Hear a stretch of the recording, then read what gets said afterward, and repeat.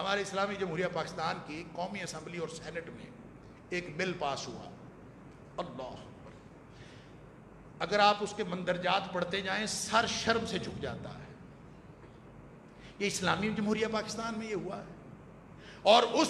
حکومت میں ہوا ہے جس حکومت کا سربراہ ریاست مدینہ کا نام لیتا نہیں تھکتا، اور ظاہر ہے اس کا ایک بیان آتا ہے، اس کی ایک تقریر آتی ہے، ہم تو سارے اس کی حمایت میں خوشی سے پھولے نہیں سماتے، ہمیں اس لیے خوشی ہوتی ہے کہ وہ اللہ کے رسول صلی اللہ علیہ وسلم کے شہر کا نام لیتا، وہ نبی اکرم صلی اللہ علیہ وآلہ وسلم کی ریاست کا نام لیتا ہے، ہمیں اس نام سے بھی محبت ہے۔ جس شخص نے زبان سے نام لیا ہم اس لیے اس کے ساتھی ہیں کہ اس نے نبی کریم صلی اللہ علیہ وسلم کی مدینہ کی ریاست کا نام لیا ہے، ہمیں اس سے بھی محبت ہے۔ لیکن اس کا مطلب یہ نہیں ہے کہ نام ریاست مدینہ کا اور کام مغربی ریاستوں کے اور کام بے حیا ریاستوں کے نام اسلامی جمہوریہ پاکستان، اور آپ اس کے اندر ایسے ایسے قوانین لائیں جس کا اسلام سے دور کا بھی تعلق نہیں۔ ریاست مدینہ کیا کسی انسانی سطح کی اعلیٰ ریاست کا بھی اس کے ساتھ کوئی تعلق نہیں ہو سکتا جو قانون اس قومی اسمبلی میں پیش کیا گیا ہے، اللہ، جو بل پیش کیا گیا۔ اور مزے کی بات ہے کہ اس طرح کی چوری کرنی ہو نا تو چور پھر نقب لگاتا۔ سن لیجئے مسجد مبارک کے نمازیوں، اور اس توسط سے جو سن رہا ہے ہوش کے ناخن لے لے، اگر کچھ کر سکتا ہے تو کرے، اللہ اکبر، کہ وہ تمہارے نمائندے جن کو تم نے چن کے پارلیمنٹ میں بھیجا ہے انہوں نے چوری کی ہے، انہوں نے قانون پر ڈاکہ ڈالا ہے کہ بجٹ کے اجلاس میں پیش کر دیا گیا بل، حالانکہ بجٹ کا اجلاس بجٹ کے لیے ہوتا ہے، اور اس میں ایک بل پیش کیا گیا کہ کسی کی توجہ ہی نہیں جائے گی کیونکہ مسئلہ تو بجٹ کا ہے، اور اس میں پاس کروا لیا گیا، اور قومی اسمبلی میں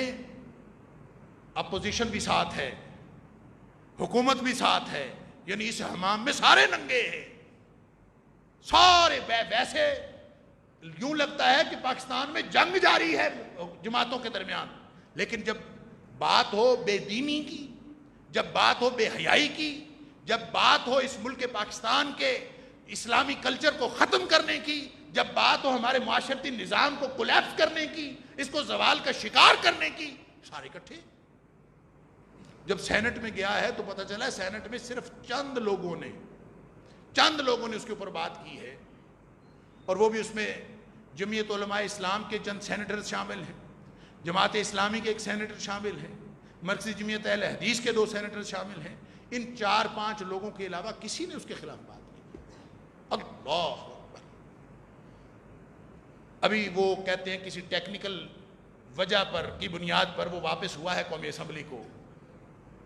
یعنی قانون کا حصہ ابھی نہیں بنا، ابھی واپس ہوا، اور اگر وہ پاس ہو گیا ہے اور قانون کا حصہ بن گیا ہے تو بھی، اور اگر پاس نہیں ہوا اور ابھی راستے میں ہے تو بھی، میں آپ کے سامنے یہ ساری بات کر کے میں اپنی ذمہ داری ادا کرنا چاہتا ہوں کہ جو سوئے ہوئے ہیں وہ جاگ جائیں، بے ہوش ہیں تو ہوش کے ناخن لیں، کہ ہمارے ساتھ یہ زمانہ کیا قیامت کی چال چل گیا ہے، ہمارے ساتھ کیا ہو گیا ہے، اور ہمارا معاشرہ اس معاشرے کی بنیادوں کو تباہ کرنے کا پروگرام بنا لیا گیا ہے، اللہ اکبر۔ اس بل کے مندرجات میں یہ بھی ہے کہ آئندہ گھر کے اندر کسی بھی طرح کی زبانی دہشت گردی، نفسیاتی دہشت گردی، نفسیاتی تشدد وہ نہیں ہوگا۔ نام ہے اس بل کا گھریلو تشدد کا بل، پڑھ لیجئے، انٹرنیٹ کے اوپر پڑھا ہے، اور کہتے ہیں کہ جو بل پیش کیا گیا وہ انگریزی زبان میں، اور انگریزی بھی مشکل قسم کی تاکہ عام بندوں کو سمجھ میں نہ آئے۔ اور پھر ایک دفعہ پھر میں عرض کروں گا، یہ اس ریاست مدینہ میں ہو رہا ہے، اس ریاست مدینہ کے دعوے داروں کی حکومت میں ہو رہا ہے جنہوں نے کہا کہ پبلک کی زبان جو ہے وہ انگریزی کی بجائے اردو ہونی چاہیے، لیکن بل انگریزی میں پیش کیا جا رہا ہے تاکہ کسی کو پتہ ہی نہیں چلے کیا ہو رہا۔ اگر یہ بل قانون کا حصہ بن گیا، اس کی کرنٹ سٹیٹس کیا ہے مجھے نہیں معلوم، لیکن اگر یہ حصہ بن گیا تو سن لیجئے، نہ کوئی باپ اور اولاد کا رشتہ باقی رہے گا، نہ کوئی بیوی اور شوہر کا رشتہ باقی رہے گا، اس میں اس کے مندرجات میں یہ بھی لکھا ہے کہ اگر کوئی بچہ عدالت میں جا کے یہ لکھ دے کہ میرے باپ نے میرے ساتھ معاشی تشدد کیا ہے. معاشی تشدد کا مطلب پتہ کیا ہے؟ میں نے پیسے مانگے تو اس نے نہیں دیے. اس نے میرے ساتھ زبانی تشدد کیا ہے, اس نے میرے ساتھ نفسیاتی تشدد کیا ہے. اب نفسیاتی کیا ہے اس کی کوئی ڈیفینیشن نہیں, زبانی کیا ہے وہ کہہ دے گا میرے ابا نے مجھے یہ کہا تھا. اور وہ عدالت میں جائے گا تو عدالت فوری طور پر اس والد کو گرفتار کر سکتی ہے, گرفتار کروا سکتی ہے, اور اس کو 1 لاکھ روپیہ جرمانہ یا 3 سال تک کی قید کی سزا دی جا سکتی ہے. اور اس کے علاوہ اس باپ کو پابندی بھی لگائی جا سکتی ہے کہ آئندہ تم اپنے گھر میں داخل نہیں ہو سکتے. اور یہ بھی کیا جا سکتا ہے کہ باپ کو ایک ڈیجیٹل کڑا پہنا دیا جائے اور اس کو بتا دیا جائے کہ تم اس ایریا میں داخل نہیں ہو سکتے, تمہاری مانیٹرنگ کمپیوٹر سے کی جا رہی ہے, تم اس ایریا میں جس ایریا میں تیرا اپنا تعمیر کردہ گھر ہے, جس میں تیرے اپنے بچے رہتے ہیں, جہاں تیری اپنی بیوی اپنے ماں باپ رہتے ہیں, تو اس گھر میں داخل نہیں ہو سکتا. یہ قانون کا حصہ ہے. اسی طرح بیوی کو اگر کوئی آدمی دل لگی میں کہہ دیتا ہے نا کہ میں دوسری شادی کرنا چاہتا ہوں, سن لیجئے دوسری شادی کے شوقین مردوں, پہلے تو یہ تھا نا کہ بیوی کی اجازت کے بغیر شادی نہیں ہو سکتی. اب قانون جو ہے وہ اور زیادہ بہتر بنا لیا گیا ہے. اب قانون یہ ہے کہ کوئی مرد, کوئی شوہر اپنی بیوی سے کہے کہ میں دوسری شادی کرنا چاہتا ہوں, میری خواہش ہے, صرف خواہش کا اظہار کرے, یہ نفسیاتی تشدد کے زمرے میں آئے. آپ نے تشدد کیا, لہٰذا اس پر وہ بیوی عدالت جا سکتی ہے, اور اس عدالت جب وہ جائے گی تو آپ کو سزا ہو سکتی ہے کیونکہ آپ نے نفسیاتی تشدد کیا, دوسری شادی کا نام کیوں لیا. اللہ اکبر. یہ اسلامی جمہوریہ پاکستان میں یہ ہوا ہے. یہ کہیں اور ہوا ہوتا تو شاید ہمیں یقین آ جاتا, یہ ہمارے ملک میں ہو رہا اور ریاست مدینہ کا دعویٰ کرنے والی حکومت میں ہو رہا ہے. اس سے بڑی منافقت اور کیا ہوگی. لہذا یہ وہ بل ہے جو اللہ کے قرآن کے بھی خلاف ہے, نبی کریم صلی اللہ علیہ وسلم کی دیوی معاشرت کے خلاف ہے,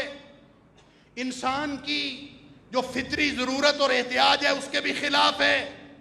اور یہ بل یہ عام انسانی جو روایات ہیں اس کے بھی خلاف ہے. اور یہ اس طرح کا بل کوئی 1-2 سال پہلے پنجاب اسمبلی سے بھی پاس ہوا تھا. یہ اسی کو تھوڑا سا انہانس کر کے اب قومی اسمبلی سے پاس کروایا گیا ہے. کس کا ایجنڈا ہے, کس نے پاس کروایا ہے, اور کون اس کے پیچھے ہے, فنڈنگ کس نے کی ہے, کون کون سی NGOs لگی ہیں, ہمارا یہ اس سے کوئی لینا دینا نہیں. لیکن ایک بات جو میں اپنی ذمہ داری سمجھتے ہوئے آپ سب کے گوشت گزار کر دینا چاہتا ہوں کہ ہم با اختیار نہیں ہیں کہ ہم پارلیمنٹ کے معزز ممبران کا گریبان پکڑ سکیں. ہم با اختیار نہیں ہیں کہ اپنے وزیر اعظم کو جھنجھوڑ سکیں کہ اس طرح کی غیر اسلامی حرکتوں سے باز آ جاؤ. لیکن ہم ایک معاملے میں تو با اختیار ہیں کہ اپنے گھروں کو نبی اکرم صلی اللہ علیہ وسلم کی سنت کا گہوارہ بنا لیں.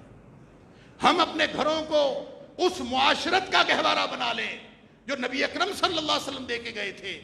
چھوڑ دیجئے آپس میں گلے شکوے کیا ہیں, اولادوں کو ماؤں سے, اولادوں کو باپوں سے کیا شکوہ ہے چھوڑ دیجئے, بیویوں کو شوہروں سے کیا شکوہ ہے یہ بھی چھوڑ دیجئے, شوہروں کو بیویوں سے کیا شکوہ ہے یہ بھی چھوڑ دیجئے. اس روایت کو بچا لیجئے جو اللہ کے قرآن کی روایت ہے, جو نبی اکرم صلی اللہ علیہ وسلم کی سنت کی روایت ہے. اس روایت کو بچانے کے لیے آج اگر ہم عملی طور پر میدان میں نہیں آئیں گے تو پھر وہی بات کہ تمہاری داستان تک نہ ہوگی داستانوں میں. مغرب اپنے ضمیر کا بوجھ وہ اتارنا چاہتا ہے اپنے چیلوں کے ذریعے سے, وہ ہمارا خاندانی نظام ختم کر کے وہ اپنے مقاصد پورے کرنا چاہتا ہے.